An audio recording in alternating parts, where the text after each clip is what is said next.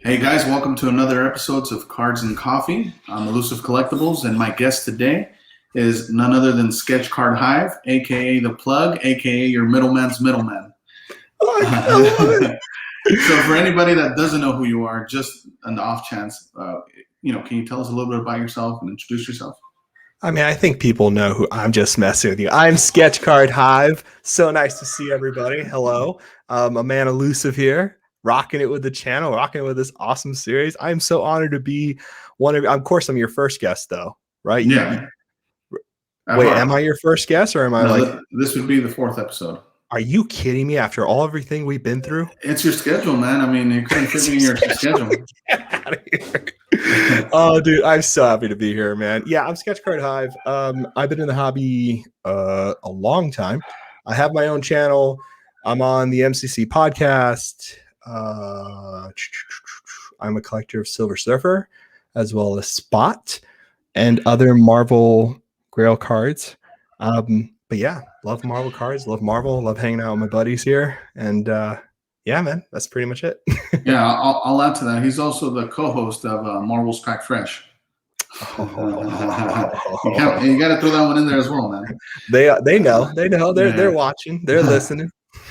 So I'll start off with this for you. What is your favorite part of the hobby? Ooh, part of the hobby. And you could break that down to what's your favorite part about that, just collecting wise, and then what's your favorite part of the community. So you could answer one and both. It's up to you. Okay. So favorite part of collecting is pretty much getting Silver Surfers that other people can't have. So blocking them out because I'm not just that evil. No. My favorite part of the hobby is definitely the relationships, as dorky and simple as that is. It really is, like, seriously, it really is the friendships. Like, it's been really fun. I love getting the cards I want. I love having all my Silver Surfer cards and getting them for a great price. That's a great feeling. Hunting something for years and locking it down for a good price and not having to pay an arm and a leg for something, that's awesome. But I keep coming back for more because of the people, mostly. Otherwise, it's extremely competitive and can be heartbreaking sometimes to not be able to get some cards. People don't want to sell it to you, or they don't want to sell, so they ask you go look for a card for them, and then it's a trade and just a headache on top of that. So there's a lot of painful things in the hobby, but for me, the fun is kind of seeing what people pull, going for the hunt, and talking to friends on YouTube and Instagram, which is really giving me in the hobby kind of like a second life, really. Yeah, it's awesome. No, yeah, I enjoy it. I'm right there with you. Now, here's an important question for me, at least. Why Silver Surfer? Ooh, why Surfer? Surfer. So Surfer was the first character that I felt super close to. He was, when we're kids, we're kind of like, yeah, we feel so incredibly lonely as children and so incredibly not listened to. And like, I think a lot of times when people find these characters, Ghostbusters, Star Trek, Star Wars, Marvel, we find these characters because we are still trying to understand something about ourselves. And when we find characters who we feel we have some kind of kingship to, we feel like we're learning not only about ourselves, but also how we handle the world when we're older or in different situations. And the Surfer for me was that character. It was a character that had endless amount of freedom and got to explore everything, which I felt like I really wanted when I was younger and didn't get to have, or I was worried about not having. And I was inspired to have those kind of moments. And he was just kind and didn't understand why there was so much kind of pain. And not to sound too super corny, but No.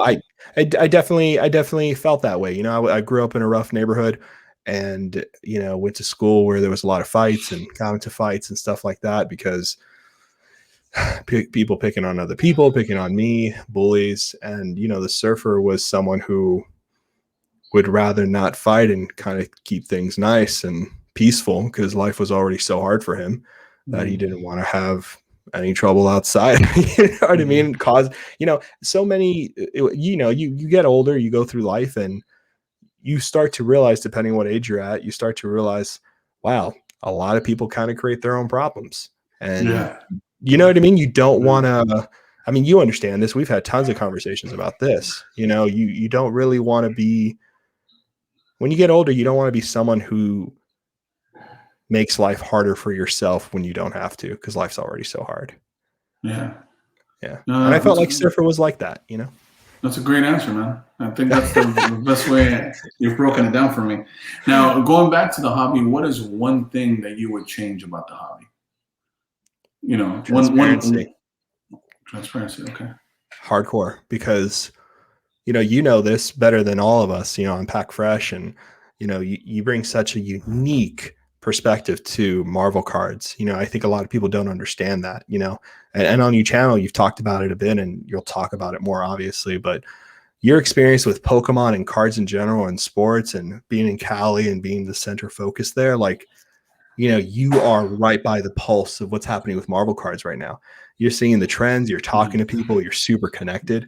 Like, you see what's happening with the hobby, and you, like everyone else I've spoken to, is kind of like, why is no one looking at this? Why is no one talking about this? How can no one's brought this up? And that frustration was so much harder for me 10 years ago, when a lot of people don't want you in there. Like, some people were super welcoming. I did not have it hard. Like, a lot of people have it harder, and Marvel cards have been great, not to be so dramatic, but people keep this close to the chest because no one cared for a long time. And because no one cared and a lot of people make fun of it, a lot of people became very defensive about Marvel cards. And when I got into the hobby, that started lessening a bit. And I became a person who wanted to share my finds, share things I looked for. And to be honest, we can be fair, I'm sharing because I'm kind of close to the end of what I wanted to do. Right? Me saying, no, it's true. Like, we can be honest with each other, right? I was about to say Feifei. We can be honest with each other. I've gotten to the point with the Circle collection where I feel pretty confident that if I stopped right now, I'd be happy with everything I have. You know what I mean? I wouldn't feel like I missed out on something. Really, not really, but so I'm happy with this, and I'm happy to talk about things now because I feel comfortable, which, the truth is that does put an unnecessary pressure on people to catch up who weren't a part of it. But at the end of the day, the truth is that none of these cards transcend their existence and continue giving if we don't talk to young people and new collectors about why they're special, why they're interesting, their lineage, right? Their whole being, why they're so significant to certain people. And I think that excites people to be like, I didn't even understand this was here. They're getting priced out on sports, priced out on Pokemon, and they all love Marvel. I mean, we all are huge fans of Marvel cards, comics. If you're looking at this channel, you like Marvel cards, you like Marvel, period. And you've always talked about this. Marvel's very much the future of collectibles. Like, there's a huge thing going on there. You know what I mean? And you always bring that up. And yeah, I just, I wish there was a little more transparency, because it took a long time to break down those walls, which is fine. You know what I mean? But and just to add to what you're saying, and I think I agree with you. Like, for me, it was like, I don't know if you remember a challenge back in the day that was going around on the internet, but it was like that dress, whether you saw the dress blue or was it the dress yellow for you, right? Yes. So that's the best way I could describe, like, when I see some of these holes in the hobby, and I'm like, how come nobody notices that it's blue? And everybody's like, but it's yellow. I'm like, no, it's blue. You might not be seeing it from a different angle, right? But another thing I would just add, and again, not to include myself in this because it's more of an interview. Include yourself all the way, son. Nah, it's all good. But again, another thing that's a pro, and you noticed this, you said it yourself, like, people got priced out of sports, so a lot of them even started dabbling into Pokemon, right? But even those people that dabbled into Pokemon, they have a lot more in common with Marvel than they do in Pokemon, right? And you're seeing that with PMGs and Jambalayas. So sports people, Marvel cards resonate more with sports people than Pokemon did. So I would just add that. But yeah, I agree with everything you said. I love And that. here's one thing I would ask you now, though. You're right. You've put in the work, the patience, the discipline to build the collection to the level that your collection is now at, and you're super humble. But there's not a lot of people, nor there will be even now. So the way, like to your point, the more and more people join the market, the more the merrier, for sure. But at the same time, to your point, it's easier to give people access to this information now that you locked in, like especially the lower end stuff. And the lower end is where the most competition is, right? And the higher end pieces, it becomes a little bit more fair in a way, Definitely, it's strange, right? There's multi levels to that, in the sense that, like, some of the hardest cards for me to grab were the ones that were out of 10. Out of 10 is the magic number. Elusive said it on this channel before, but just to reiterate, 10 is the magic number. Anything that's marked out of 10 is just going to be a kick to get. It's just painful, because a lot of people think they can make sets out of it. Take it from a guy who searched 5 years for a green Silver Surfer PMG. It was a nightmare type of situation. At one point, I had someone tell me on blowout forums that I was never going to get it, and to get out of here with that, and it was extremely rude, prick. And right out the gate, I was like, my first year or second year in being told that kind of stuff. But there are cards on the lower end that are tough to get because they're very much cherished and liked, like MM96, right? Those in really good condition are super hard to find. Some of the diamonds from Rittenhouse, those were a nightmare to find. Those took forever to get to, finally, out of 10. There's a lot of cards in there that people collected not for value, but for aesthetics. And that's the tricky part about Marvel card collecting. A lot of people don't know this, is that most collections that are out there because they like those cards. Correct. It has nothing to do with value. It has everything to do, like, well, I like the look of this, and that's it. Yeah. And how do you trade with someone like that? Correct. And it has nothing to do with, this is the rookie card. They don't think about it in those terms. Yeah, to your point, they think about the artwork and the card design and whether or not they're drawn to that. Yeah, 100%. Yep. Now, here's my question in regards to that.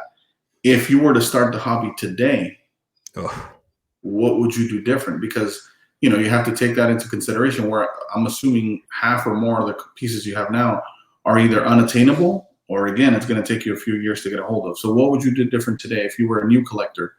Would you stick to Silver Surfer, or knowing what you know now and where the hobby's at, what would you do differently? So much of collecting the Surfer's tough, right? He's a banned character since 2014 or 2011. No, 2014. I think it was 2014 when he was officially banned, because Fox got the rights for Marvel, and then they stopped showing him, like, some X-Men and a few other characters like Nightcrawler and stuff like that. And so I had this whole period of a ban period, right, post-ban, to collect Surfer. That was really tough, right? The guy who has just as much as me, maybe more in some regards, is a good friend of mine, another Surfer collector. He has just as much as I do. Of course, I have things he doesn't have, and he has things I don't have. We're at that level now where both of us are at kind of like, okay, if you give this up, I get it. If you give this up, I get it, or someone in this chat gets it. Yeah, I'm in third in line. I'm still in line, right? You're right behind me. If I say no to it, it goes to you next. But that's how you have to be with a character collector. The best thing to do when you're collecting a character, not that you asked, is that you find people who also want that character. That way, if you give up something, they get a shot at it, and vice versa. Which seems counterintuitive, right? Like, if you're new to the hobby, it almost sounds like you shouldn't bring that up to another one. But yeah, it makes sense. Yeah. Most people don't know that. I didn't know that, by the way. So that's new to me. That approach. It's tough. Yeah. It's painful. Yeah. Sorry, I interrupted you. I was just saying, like, it's like, at one point, as you collect a character, you start to realize where you fit in the character collection. Again, there's only so much you can get, and you have to make compromises. Like, my boy has like over 500 sketches of Silver Surfer. That means that I can't be a Silver Surfer sketch collector and try to collect all of them or most of them or any of that kind of weird stuff. That's just not available to me at all. And you have to know that about yourself. One day he'll sell them, he'll be it or whatever. And sure, I can dabble and go for it. But you really want to be able to look at what you have and say, okay, this is in my mind where this fits. At least for me, this is what I do. You know what I mean? Like we all do this kind of reasoning, and it helps with budget, helps with like excitement for cards. It doesn't make you feel like you can't get everything and you're just like, oh man, I'm always going to want this card. Why can't I have this card? It's a better way to make those collector compromises in your brain that we all do. Yeah. But to your question, if I would change anything, like Surfer's just always been tough to find. That's it. You know what I mean? It's just always been tough to find. So for me, if I had to do it again, if there was someone like me out there and I came into the hobby, there's no effing way I would collect the Surfer the way I have. I couldn't. Like, I'm sure I'm speaking words in your head a little bit. It's not that you won't be able to find those cards. You will. There are certain things you can't touch, certain things you can touch. There's things, you know, like for Mandalorian, right? For Star Wars, not to get off topic. Like I want to collect Mandalorian. He's a new character. That was my in, right? I knew right there. There you go. I'm going to be right up the front of the line with everybody else. And the trick is deeper pockets. That's it. And the real reason my pockets were deep was because I sold stuff. Otherwise, I wouldn't be able to afford anything. You know what I mean? These are Target lights. They're not fancy. You know what I mean? I don't have the money to afford certain things. So for me, it was like up front, staying up until 4 a.m. after a product release and waiting for someone to post on Facebook, hey, I have this sketch card. Is anybody interested? And you look at it and you're like, holy crap, that's by this artist who's this big guy who's really important to the cards. He only did one Mando because he posted on his Instagram. He did 40 sketches, but only one of Mando. It's super rare. I'm going to hit this guy up, and you just go for the kill. You just run. You know what I mean? And you have to know your research before. You have to be ready for opening night and just go. And that was what happened. And I got exactly what I wanted of Mando. Exactly. Clean. Yeah, that's a great point in regards to deep pockets, because I think that's the great equalizer. When you have the knowledge and you have the passion, because, you know, obviously the worst case scenario for someone like us, like you said, where we're in a position where we have to sell things to acquire pieces, right? The exception, or the people we don't want to, you know, at least I'm going to talk for myself, the people I don't want to run into are the people that are just as knowledgeable and they have deep pockets. And they're out there. Yeah, that's the double threat. They some scary people. I don't mess with them. They say things to, I'm like, nope, I want nothing to do with you. You go ahead on your way, sir. Or madam, it's all you. And there are people like that. There are people like that, you know, and it's worse than original art for comic books, because the people who do original art for comic books is not just collectors. You're actually fighting with other artists and celebrities. And eventually this hobby will get like that. And I'm sure you've seen it in the sports world and the Pokemon world now. When celebrities get in the game, they get everything. I drink your milkshake. Yeah, it's over, man. It's over. So who would you stick to now then? Going back to the question. Personally, no. So I wouldn't do a character. What I would do is I would lock in a rainbow of a character I liked for a new set. So like if I was coming in, I was like, you know, I want Gambit. X-Men Metal came out, I'd be like, I'm going to go on Gambit hard. Any card that's like major rare for Gambit, I'm going to try to get the best price and get the rarest cards. You know what I mean? And that's what I would hunt. The rarest, the highest, and save my money. You know, I wouldn't waste getting a base and a high series right off the bat, because I'll let that come in when it gets cheaper. And I would look for like crazy inserts, short print inserts, rare pack inserts, constantly checking Facebook. And I wouldn't quite tell everybody what I was going for, but I would put my name out there, be like, hey, you know, I'm looking for these kind of cards, and just pay the stupid money, be done with it. Cause that's what I did with Mando. Like, you know, that's what you do. You pay the higher prices. So you lock it down and it's over. If you know where your value is, you know what I mean? Like when I did Mandalorian, I didn't buy his autograph. This is the newest collection I've done. That's why I talk about it. Surfer has been like over 7 years. Like I can't even compromise my strategy for Surfer. It's literally just been eBay blue dots my whole life right now, which feels like forever. You know what I mean? And that's it. So I'm just talking about this. But, you know, I knew I wanted on-card autograph instead of a sticker.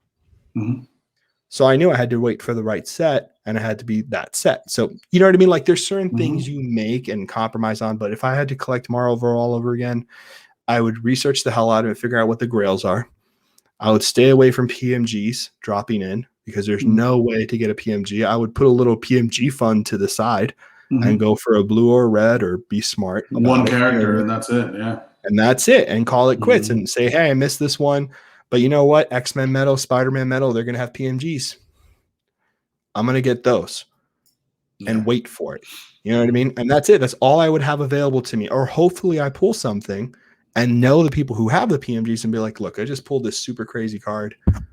Just swap it with me and I'll put a little cash on it. And that's the way I would approach that whole strategy is I wouldn't try to do this mess again because I know what this is, especially with the type of collectors that are out there right now. I'd probably stay to grails or try to rainbow one or two sets I really liked. That's good. Now, you're going to enjoy this one. I have a magic lamp for you. Ooh. And I could grant you 3 wishes only, and you can't use one wish. And Brian tried to do this. You can't use one wish to get more wishes. Okay, so Brian's smart. See, that guy knows what's up. That's a smart guy. What are 3 cards that if I snap my fingers for you, they'll be in your PC now? So I'm gonna guess one for your Silver Surfer. I'm gonna let you think about the other 2, but I'm gonna go ahead and assume that one of them is gonna be a Red Spectrum. You're dirty. Why do you bring stuff up? Why do people come on here? Get out of here. This is offensive. Yeah, that's it. I take that one. I made a huge play for that. It didn't work. And that took a long time to locate, but I'm not getting it. So Red Spec, Red Spec is at a price now where hopefully I have first dibs on it when it does become available, but I don't know if I'm willing to compromise what it's going to have to be. I might, who knows? The psychotic behavior that I might be in like a year with all this stuff. But another one would be a Silver Surfer, Silver Spectrum Auto out of 10. Right? Yeah, I have the What If. You have the What If out of 10. Yeah. Wow. Actually, I didn't show you that. You might have. That's crazy. Yeah, I'll share. So yeah, I have that. I actually have something pretty fun actually. So I have these guys. Okay. They're both alphas. Both ones. 1 out of 50, 1 out of 10. That's crazy. Yeah, those are nice. Yeah, stupid lucky. But so I was able to get the alpha pair match on those. Okay. So those are locked down. But I'd like to get the Silver Auto for sure. I like to get that. You know, at one point, these cards kind of come across and you look at the price and you kind of like, do I spend that? Do I not spend that? The more and more you know about the hobby, the better and better you get at like realizing that you just have to take a deal and swallow the price and figure out how to make the money, unfortunately, which is what I should have. I helped out a friend get the Silver Spectrum Auto before I got it because he was going for a set and later realized that he was flipping it for twice what I helped him get it for. So, yeah, it was unfortunate. It was a shame. It was a real shame because he was a friend of mine and, you know, that kind of soured the whole relationship. But, yeah, so, yeah, that one. Okay, so I have one left. One left.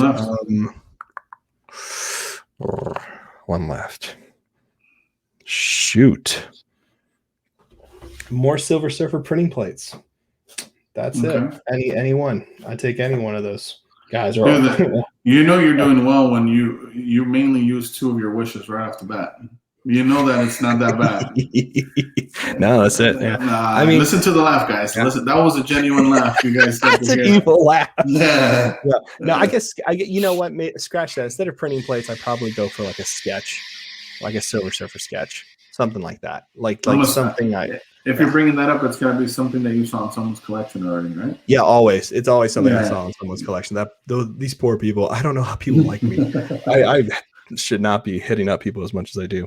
But no, there's things I've seen in people's collections that are just so special that, you know, I wish I would have, but, you know, I've gotten over the fact of wanting it because otherwise I go crazy. But yeah. So to summarize again, and I'm gonna get a little question mark here on the last one. So the first one is obviously a no-brainer, red spectrum 1 of 1. For people that don't know, that's what a red spectrum is. And then the silver auto out of 10. Yep. And then here's where my question is, though. So where you were between a printing plate, a sketch card that you've seen, or I'm going to toss in, rather than those two, would you take the 1976 Topps 1 of 1 from the Topps Vault? The proof. The proof. I like that card. But I'm not. You know what I mean? I want it, sure. But I think I would actually pick a sketch card, like a special sketch card, over that 100%. Okay. That's fair. You know what I mean? You have to like. Oh God, sketch cards are tough, and I you know, you have to really know what sketch cards are to start like making those kind of compromises, because you just know what's at stake with certain sketch cards, if that makes sense. No, that's good. But yeah. And I think you'll really enjoy this one as well. So first off, I'll let you pick. If a distributor let you design an entire set of Marvel cards, first of all, would you want it to be Topps or would you want it to be Panini? And I'm excluding Upper Deck only because they're currently doing Marvel cards, right? So just for anyone listening. If I could design anything, what company would I want to design for? Yeah, so pretty much they're both wanting to hire you for a Marvel set, and they're both going to pay you. You know, if that has anything to do with anything, they're going to pay you the same amount of money, but you get to design. Better be a lot. I'm just kidding. Yeah, and you have a directive control and you know, and creative control over the whole set. Would it be Panini or Topps? First off, what is Topps? So Topps has a few brands that I think are really great, that I really respect and love. So does Panini. But I think I would look at Topps, and I like what Topps does a lot with the living set for Star Wars. If you guys don't know what that is, it's basically 2 characters are released. They're doing all the characters from Star Wars, no repeats, and they're available for a week. And you know, those are the 2 characters you get. And people have been building sets for a few years now, or a couple of years. And it's beautiful. I mean, it's a beautiful set. It's just such a smart thing to do on their website. I like the cards they put out. So I'm more familiar with Topps. I wouldn't mind doing with Panini because I think Panini is great too. But I'm more familiar with Topps brands. So I would have to say Topps. Yeah, good answer. Okay. How big is your base set? How many cards is going to be your base set? So we're going through the whole design process. Oh boy. Okay. So how big would my base set be? It wouldn't be as MM95. It wouldn't be that big. Okay. It'd be tight, but very, very wide rangey. You know what I mean? So it would have some different tiers to it, type of thing. Yeah, go ahead. Just to help you, just to give you some context, because so far the best answer I've received is from Marvel Cards Up. So just to give you a little glimpse, if you want to one up him, if you want to get a little glimpse of his card set, he also won with Topps. He has all numbered cards. The base set is 100 cards, and there's only 100 copies of even the base set. So only 100 people. Only 100 people. He has problems though. That guy's unstable, people. I'd be careful with that guy. I mean, I want one of those hundreds. I don't know about you. Yeah, so, who doesn't want one of those hundreds? Right? I'm already. It's not even real, and I'm drooling over it already. His PMGs, he'd have only 2 PMGs, one black, one gold. The golds are 1 of 1. Can you guess what the blacks are out of? 5. 3. All right, so just to give you a little context, you know, I like to sprinkle that in there. Dirty dog. So I would do, okay, fine, here we go. Fine. It would be similar to Flair Retro 2013 in the sense that each insert would have a variety of different things to offer. So they wouldn't look the same. I would want to do cards where you could hold at an angle and an image pops up 3-dimensional. So they'd be thick cards. You've seen these at museums when you go to like science centers where it's like a UFO thing and there's mirrors inside and you place an object in the middle and you see the kind of floating image of a character. I like to make that into a card. Suck it, Marvel, what's up? And then I would also do hard numbered everything, not copy. It's just a fact. So it makes sense. All my inserts would have some interesting kind of reflectiveness to them, some kind of interesting trait to them. Some would be die cut. I would also do comic cuts, but the comic cuts would be from only first appearances, and they would be numbered out of 1 of 1. So Silver Surfer's first panel appearance, boom. Iron Man, boom. And that's it. Just one of one set of like 30 cards, 30 superheroes, supervillains, even split down the middle. Nice. Suck it. What kind of inserts would you have? Would you have PMGs? Would you have I'd have what ifs? No. I have SMGs. Sketch Metal Gems. Okay. That's right, son. One of one original art with the PMG effect. Okay. Suck it. Okay. And here's where it gets interesting. I asked him who would be the artist that he would use for this set. And just so you know, it's free game because he crossed the boundaries of Marvel and he threw in there Andy Warhol. So he's on that amateur. Yeah. All right. There's only one artist. You get three artists. You get to pick, and they don't have to be Marvel related. Go ahead. Oh, they are going to be Marvel related. Otherwise, what am I doing this for?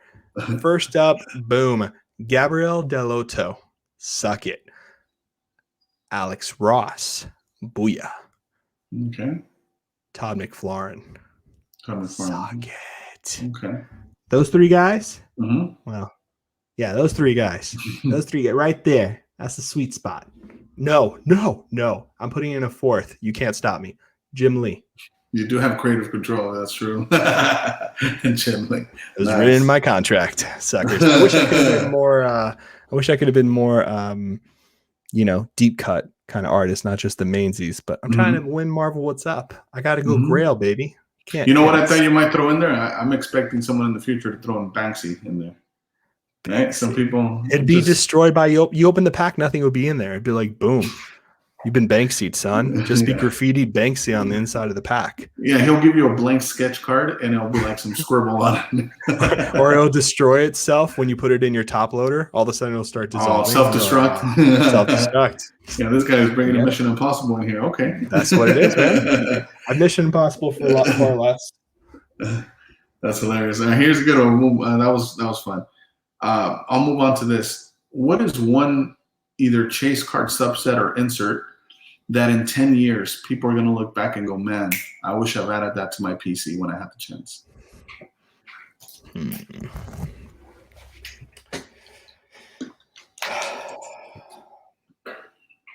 Okay.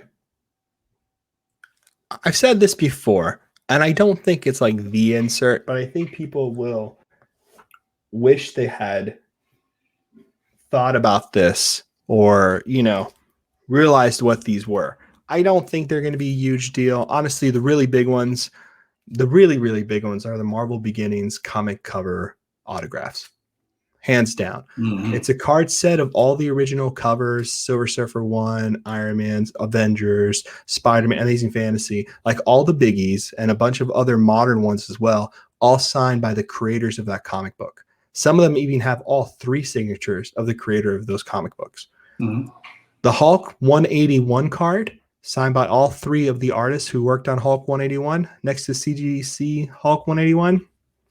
You crazy. That is the card. That is a Grail card. That is the set that will cost tons of money in the future when there's actually like an even harder hardcore Marvel card group, a group of Marvel card collectors who understand Marvel in Marvel sense, not just in sports cards world, but our actual right. Understand the Marvel card significant, Marvel comic book significance in cards.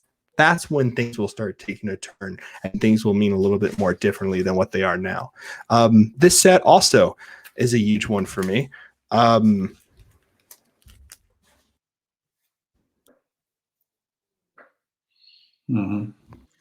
a Stanley on card, right? Rest in peace.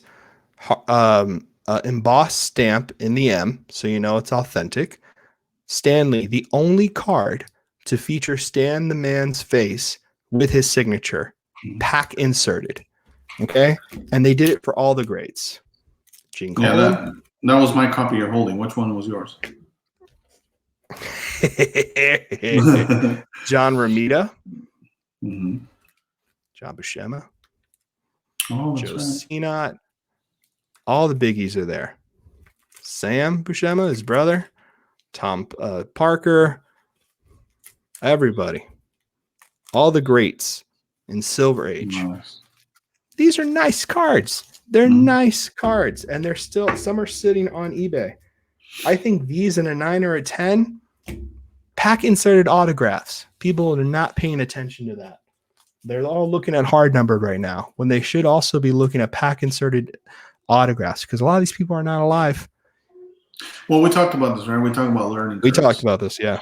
People have, it takes them a while to go into deep or into depth of numbered cards, PMGs, parallels, inserts, and autos, on card, sticker, and it takes a while for them to figure everything out. So I feel like maybe in 2 to 3 years, I think a lot of this is going to be more automated and more like everything's going to be more established to where everybody kind of understands the value, or closer, right, to the value of each thing. Because there's still going to be some people that are going to overvalue certain things over certain other things. But yeah, that's a good point. I don't know. I grabbed them. I think they're nice. Do I think you should spend tons of money on them? No, don't ever overspend. You don't have to. But they're things that I thought encapsulate something pretty special about Marvel. So I got them. Yeah. No, awesome. And we're going to wrap it up with just, if you could share with us your top 3 favorite cards. And it has nothing to do with value. It has to do with just the ones that are, your favorite. Yes, my favorite. Okay. So I got them out for you because you so kindly gave me a small heads up, because you know how psychotic I am. So this guy here is my very first Silver Surfer card. So this one's important to me. It goes in the Pelican briefcase. That's a PSA 10. True. It's the PSA 10. Nothing going to get higher than this. And the next card, which is probably going to surprise you, I don't think I told you. I showed it to you probably, but so is the archive cut Marvel Comics, and it has Silver Surfer in there, and it's essentially a 1 of 1. Yeah, and it's an archive cut. That's awesome. And very few of these are in the wild, and Silver Surfer's there. And this issue in Thor 226, they actually recount the events of FF48. So this is actually a panel that is a direct copy from FF48.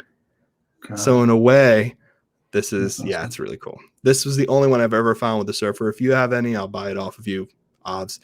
But love this. Yeah, hit me up first. Go elusive, then you go sketch card. And that's nice. And also on his channel, that's how it happens. I like that's probably one of the few cards too that I see you have in a one touch still, because for the most part you go with a sleeve top loader team bag. Because I actually like the way it looks in my Pelican. Got it. You know what I mean? And what you realize very quickly is with certain sketch cards, they're not cut perfectly like a card sometimes, so they don't fit in magnetic one touches. So to keep it uniform, most of them are in the top loader, but this is an actual piece of paper. So I wanted to put it in the magnetic touch just to preserve it a little bit more. I didn't want to put a penny sleeve on it. I don't think it matters. Like, it's archive safe, but paranoia kind of stuff. Anyway, those are my 2. And then the last one is this guy, which is a sketchograph. Tilted down. From John Buscema. And this one's pretty special because he did quite a few of these for the Silver Age set, which, is the autograph you saw that I also had from that set featuring him. And, he drew Silver Surfer pack inserted. I mean, like, this guy worked on Silver Surfer #1, and I have an original artwork from him. Like, how do you know what I mean? Like, how do you, like, this is so precious to me. You know what I mean? It's so important to my collection. You have every variant too.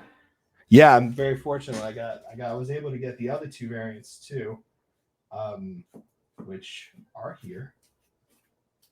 Yeah. So, and there's multiple variants. So when you have sketch cards from these big guys, you know what I mean? They do them. They make a lot of them, or they make a few of them, and they get tired. They change hands. They, you know what I mean? Take break, come back. You know what I mean? So I was able to basically get one of every stage. So this is the more common one, which doesn't have the shoulders colored in. This is the less common one, which has all the shading and the signatures on top. And then this guy is the rarest with a signature on the bottom and actual shade marks. And you can see kind of how the ink is more like he's in the zone of drawing the surfer, like the wave, the cosmic type of thing, while the other ones feel very linear, Rush. like he's exactly. Yeah. Nice. Those are awesome, man. But yeah, so those are my top 3. Those are my probably some of my most important cards to me. Awesome, man. Well, Yeah. SketchCard, thanks for joining me, man. I really appreciate it. I have a lot of fun every time we talk. Awesome. So is there anything you want to add in before we close out? Where can people find you? Anything you want to plug? Yeah, I'm on the real channel you should be watching is this one. Don't worry about my stuff. Listen to Elusive. This is where it's at. But I'm SketchCardHive. You can find me on Instagram, YouTube, whatever, however you find me. But this was a pleasure, man. I enjoyed this so much. Thank you so much, brother. No, Thank you, man. All right, man. We'll see you guys next time on the next episode of Cards and Coffee. Thanks for joining me.